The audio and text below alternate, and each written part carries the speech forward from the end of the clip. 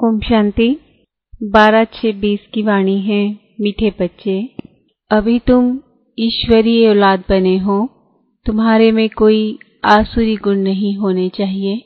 अपनी उन्नति करनी है, गफलत नहीं करनी है। प्रश्न, आप संगम युगी ब्राह्मण बच्चों को कौन सा निश्चय और नशा है? उत्तर, हम बच्चों को निश्चय और नशा है कि अभी हम ईश्वरीय संप्रदाय के हैं। हम स्वर्गवासी विश्व के मालिक बन रहे हैं। संगम पर हम ट्रांसफर हो रहे हैं। आसुरी औलाद से ईश्वरीय औलाद बन 21 जन्मों के लिए स्वर्गवासी बनते हैं। इससे भारी कोई वस्तु होती नहीं। ओम शांति। बाप बैठ बच्चों को समझाते हैं। अक्सर करके मनुष्य शांति को पसंद करते हैं। घर में अगर बच्चों की खिटखिट है तो अशांति रहती है। अशांति से दुख भासता है, शांति से सुख भासता है। यहाँ तुम बच्चे बैठे हो, तुमको सच्ची शांति है। तुमको कहा गया है बाप को याद करो, अपने को आत्मा समझो। आत्मा में जो आधा कल्प से अशांति है वह निकलनी है शांति के सागर बाप को याद करने से। तुमको शांति का वर्षा मिल रहा है, यह भी तुम जानते हो। शांति की दुनिया और अशांति की दुनिया बिल्कुल अलग है। आसुरी दुनिया, ईश्वरीय दुनिया, सतयुग, कलयुग किसको कहा जाता है यह कोई मनुष्य मात्र नहीं जानते। तुम कहेंगे हम भी नहीं जानते थे। भल कितने भी पोजीशन वाले थे। पैसे वाले को पोजीशन वाला कहा जाता है। गरीब और साहूकार समझ तो सकते हैं ना, वैसे तुम भी समझ सकते हो। बरोबर ईश्वरीय औलाद और आसुरी औलाद। अभी तुम मीठे बच्चे समझते हो हम ईश्वरीय संतान हैं, यह पक्का निश्चय है ना। तुम ब्राह्मण समझते हो हम ईश्वरीय संप्रदाय स्वर्गवासी विश्व के मालिक बन रहे हैं। हरदम वह खुशी रहनी चाहिए। बहुत थोड़े हैं जो यथार्थ रीति से समझते हैं।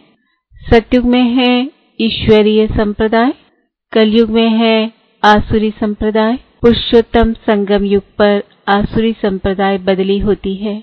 अभी हम शिव बाबा की औलाद बने हैं, बीच में भूल गए थे। अभी फिर इस समय जाना है कि हम शिव बाबा की संतान हैं।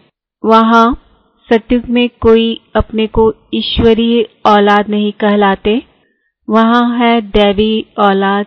इनके पहले हम आसुरी औलाद थे, अभी ईश्वरीय औलाद बने हैं। हम ब्राह्मण बीके हैं। रचना है एक बाप की।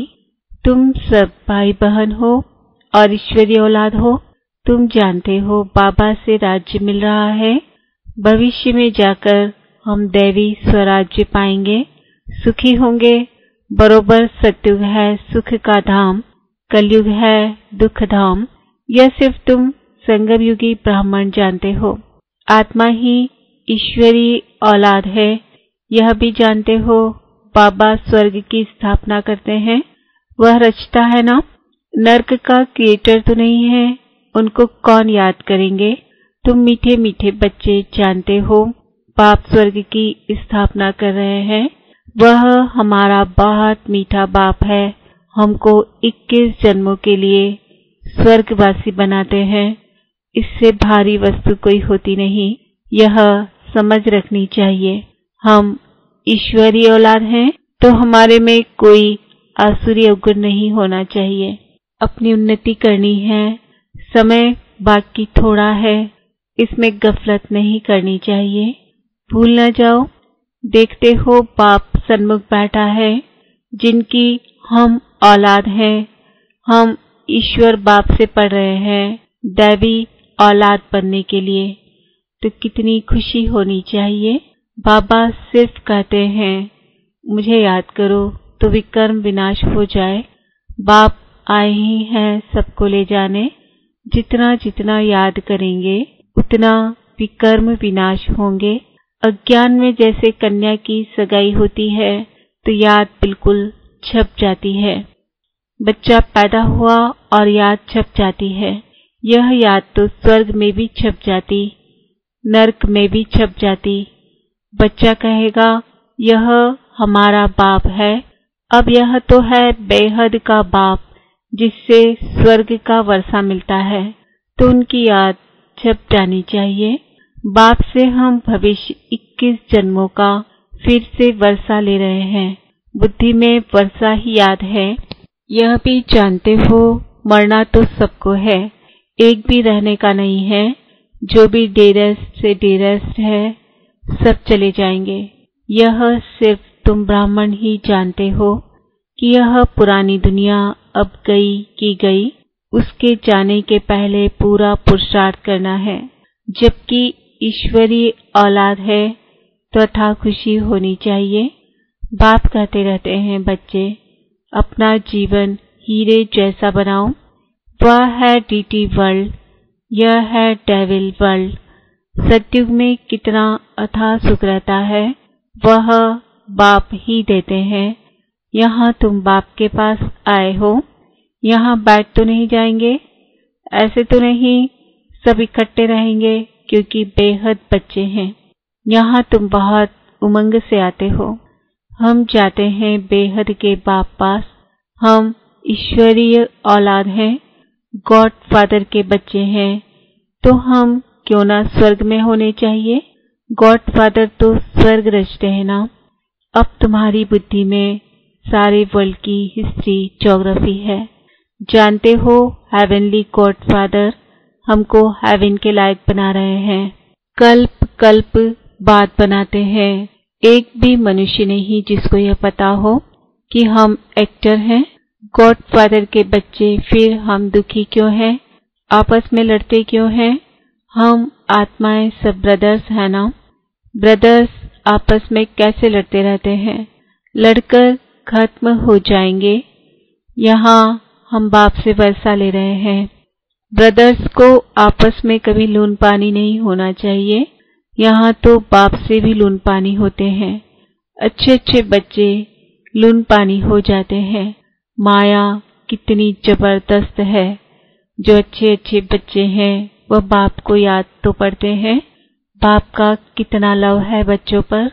बाप को तो सिवाय बच्चों के और कोई है नहीं जिसको याद करें। तुम्हारे लिए तो बहुत है। तुम्हारी बुद्धि इधर उधर जाती है, धंधे आदि में भी बुद्धि जाती है। हमारे लिए तो कोई धंधा आदि भी नहीं है। तुम अनेक बच्चों के अनेक धंधे हैं, हमारा तो एक ही धंधा है। हम आए ही हैं बच्चों को स्वर्ग का वारिस बनाने। बेहद के बाप की प्रॉपर्टी सिर्फ तुम बच्चे हो। गॉड फादर है ना, सभी आत्माएं उनकी प्रॉपर्टी है। माया ने चीची बना दिया है। अब गुलगुल बनाते हैं बाप। बाप कहते हैं मेरे तो तुम ही हो, तुम्हारे ऊपर हमारा मोह भी है। चिट्ठी नहीं लिखते हो तो ना हो जाता है। अच्छे अच्छे बच्चों की चिट्ठी नहीं आती है। अच्छे अच्छे बच्चों को एकदम माया खत्म कर देती है। जरूर देह अभिमान है। बाप कहते रहते हैं अपनी खुश खैराफत लिखो। बाबा बच्चों से पूछते हैं बच्चे तुमको माया हैरान तो नहीं करती है। बहादुर बन, माया पर जीत पहन रहे हो ना। तुम युद्ध के मैदान में हो ना। कर्मेंद्रियां ऐसे वश करनी चाहिए जो कुछ भी चंचलता न हो। सत्युग में सब कर्मेंद्रियां वश में रहती है। कर्मेंद्रियों की कोई चंचलता नहीं होती है, न मुख की, न हाथ की, न कान की। कोई भी चंचलता की बात नहीं होती। वहाँ कोई भी गंद की चीज होती नहीं। यहाँ योग बल से कर्मेंद्रियों पर जीत पाते हो। बाप कहते हैं कोई भी गंदी बात नहीं, कर्मेंद्रियों को वश करना है, अच्छी रीति पुरुषार्थ करना है। टाइम बहुत थोड़ा है। गायन भी है बहुत गई थोड़ी रही, अभी थोड़ी रहती जाती है।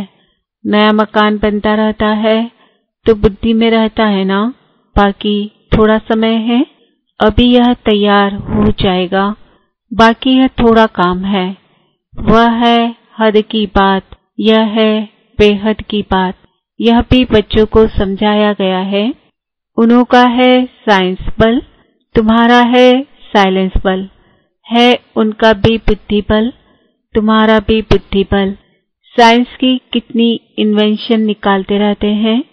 अभी तो ऐसे बॉम्ब्स बनाते रहते हैं जो कहते हैं वहां बैठे बैठे छोड़ेंगे तो सारा शहर खत्म हो जाएगा।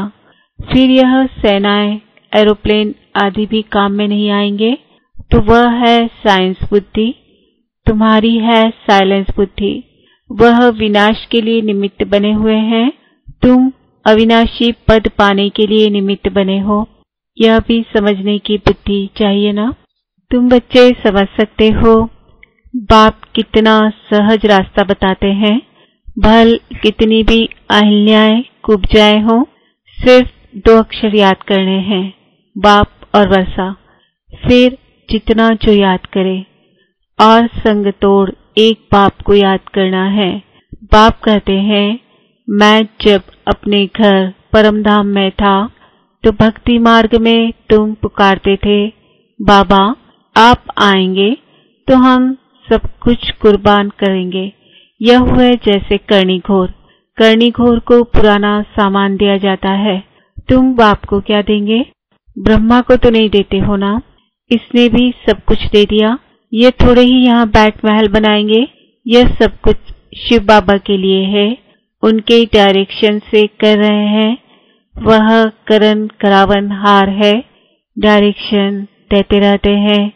बच्चे कहते हैं बाबा आप हमारे लिए एक ही हो, आपके लिए तो बहुत बच्चे हैं। बाबा फिर कहते हमारे लिए सिर्फ तुम बच्चे हो, तुम्हारे लिए तो बहुत है। कितने देह के संबंधियों की याद रहती है। मीठे मीठे बच्चों को बाप कहते हैं। जितना हो सके बाप को याद करो और सबको भुलाते जाओ। स्वर्ग की राजाई का मक्खन तुमको मिलता है। जरा ख्याल तो करो कैसे यह खेल की रचना है। तुम सिर्फ बाप को याद करते हो और सुदर्शन चक्रधारी बनने से चक्रवर्ती राजा बनते हो। अभी तुम बच्चे प्रैक्टिकल में अनुभवी हो। मनुष्य तो समझते हैं भक्ति परंपरा से चली आई है, विकार भी परंपरा से चले आए हैं। इन लक्ष्मी नारायण राधे कृष्ण को भी तो बच्चे थे ना। अरे हाँ, बच्चे क्यों नहीं थे, परंतु उन्हों को कहा जाता है संपूर्ण निर्विकारी। यहाँ है संपूर्ण विकारी, एक दो को गालियां देते रहते हैं। अब तुम बच्चों को बाप श्री श्री की श्रीमत मिलती है, तुमको श्रेष्ठ बनाते हैं। अगर बाप का कहना नहीं मानेंगे तो फिर थोड़े ही बनेंगे। अब मानो ना मानो, सपूत बच्चे तो फौरन मानेंगे। पूरी मदद नहीं देते हैं तो अपने को घाटा डालते हैं। बाप कहते हैं मैं कल्प कल्प आता हूँ, कितना पुरुषार्थ कराता हूँ, कितना खुशी में ले आते हैं। बाप से पूरा वर्षा लेने में ही माया गफलत कराती है, परंतु तुम्हें उस फंदे में नहीं फंसना है। माया से ही लड़ाई होती है। बहुत बड़े बड़े तूफान आएंगे, उसमें भी बारिशों पर जास्ती माया वार करेगी। रुस्तम से रुस्तम हो लड़ेगी। जैसे वैद्य दवाई देते हैं तो बीमारी सारी बाहर निकल आती है। यहाँ भी मेरे बनेंगे तो फिर सबकी याद आने लग पड़ेगी। तूफान आएंगे, इसमें लाइन क्लियर चाहिए।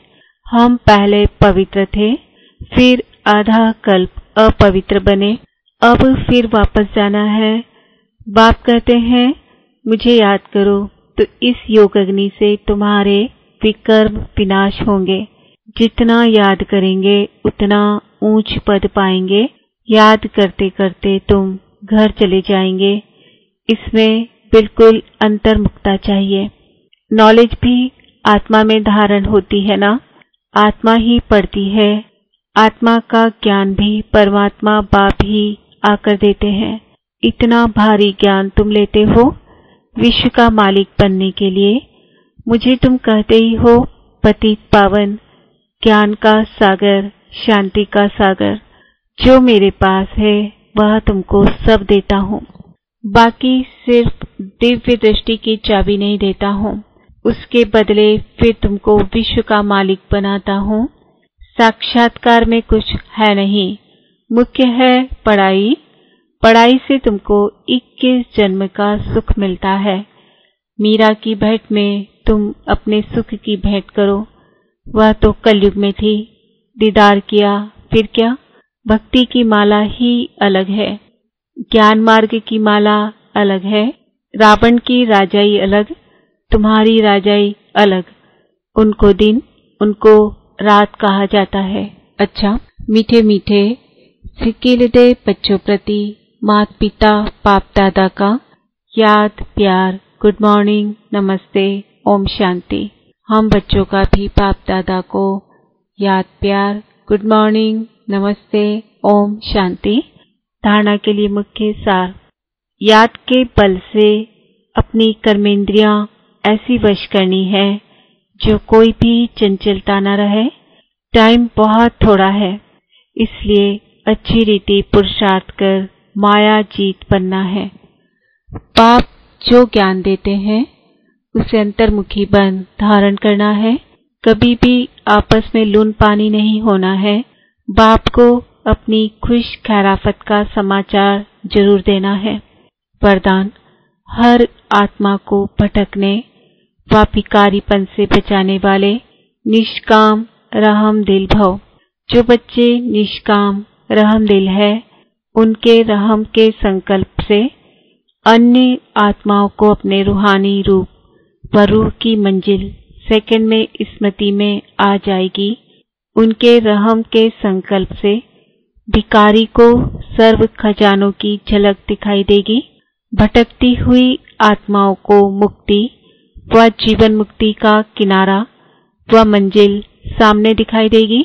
वे सर्व के दुख हरता सुख करता का पाठ बजाएंगे। दुखी को सुखी करने की युक्ति व साधन सदा उनके पास जादू की चाबी के मुआफिक होगा। स्लोगन, सेवाधारी बन निस्वार्थ सेवा करो तो सेवा का मेवा मिलना ही है। आज का स्वमान है, मैं आत्मा निष्काम रहमदिल हूँ। ओम शांति।